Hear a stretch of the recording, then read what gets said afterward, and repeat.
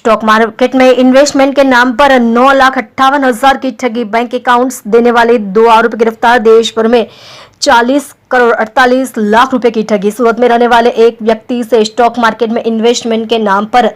9,58,000 रुपए की ठगी हुई। इस घटना में सूरत साइबर क्राइम सेल की टीम ने महाराष्ट्र से 2 आरोपियों को गिरफ्तार किया है। पुलिस जांच में आरोपियों के अलग अलग राज्यों में बैंक अकाउंट से 13 शिकायतें दर्ज हुई है और पता चला है कि 40 करोड़ 48 लाख रुपए की ठगी की गई है। मिली जानकारी के मुताबिक इस क्राइम में शामिल आरोपियों ने इंस्टाग्राम पर स्टॉक मार्केट में इन्वेस्टमेंट का एड पोस्ट किया था और सूरत के शिकायतकर्ता को टेलीग्राम ग्रुप में जोड़ा गया। उस ग्रुप में एक फर्जी वेबसाइट का लिंक भेजा गया और उसमें रजिस्टर करके डीमैट अकाउंट बनाया गया। शिकायतकर्ता को स्टॉक मार्केट में प्रॉफिट का लालच भी दिया गया और अलग अलग बैंक अकाउंट्स में 9,58,000 रुपए ट्रांसफर कर लिए गए। शेयर खरीदते बेचते समय शिकायत करने वाले के डीमैट अकाउंट में प्रॉफिट के साथ पैसे जमा हुए थे, लेकिन जब उसने पैसे निकालने की रिक्वेस्ट की तो उसे पैसे निकालने नहीं दिए गए और एक्स्ट्रा चार्ज भी मांगे गए।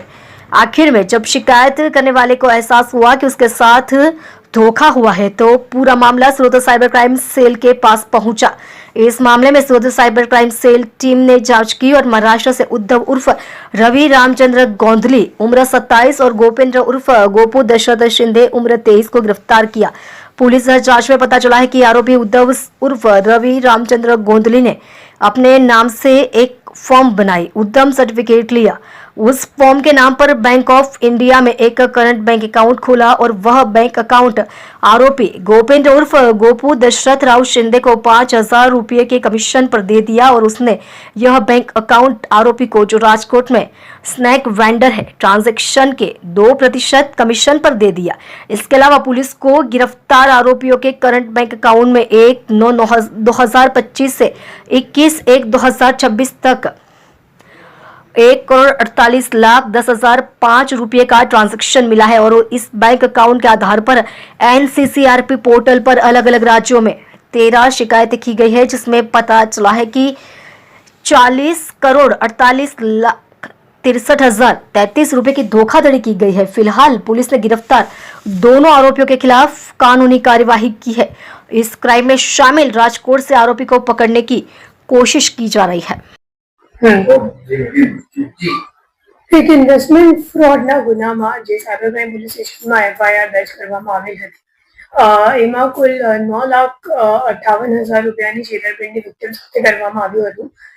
જેમાં જે વિક્ટિમ છે એમની ટેલિગ્રામ મારફતે ગ્રુપમાં એડ કરીને પછી એમની ખોટી લિંક એમની સાથે શેર કરવામાં આવી હતી અને એમને એમ કહેવામાં આવ્યું હતું કે તમારું જે રોકાણ છે શેર માર્કેટમાં ઇન્વેસ્ટ કરવામાં આવશે અને તમને વધારો નફો મળશે અને ખોટી લિંકમાં ખોટી રીતે એમને રિટર્ન પણ જોવા મળતું હતું અને જ્યારે વિક્ટિમે વિથડ્રો કરવાનો પ્રયાસ કર્યો ત્યારે ખબર પડી કે એમની સાથે છેતરપિંડી થઈ ગઈ છે, કેમ કે એ લોકો વધારાના ચાર્જ પણ માંગતા હતા અને વિથડ્રો કંઈક કરવા એ લોકોએ મતલબ દીધા નથી। પછી આ ગુનાની તપાસ કરતા ખબર પડી કે મોટાભાગના જે પૈસા છે એ પરભણી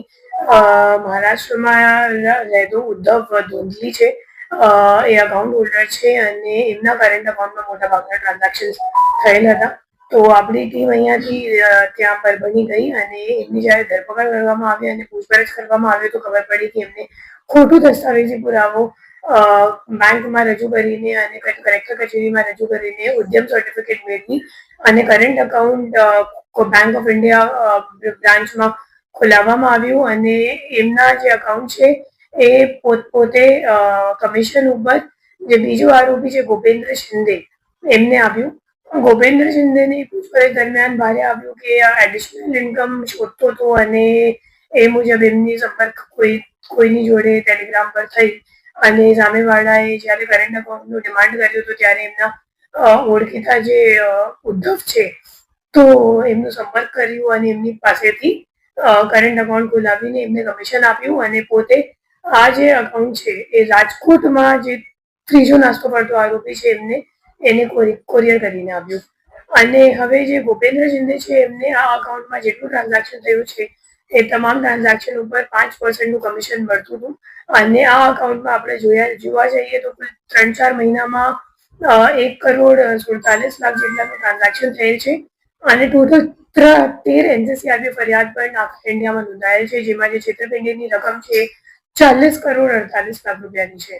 અને હવે જે રાજકોટ વાળા નાસ્તો કરતો આરોપી છે એમને શોધવાનો આપણો પ્રયત્ન ચાલુ છે.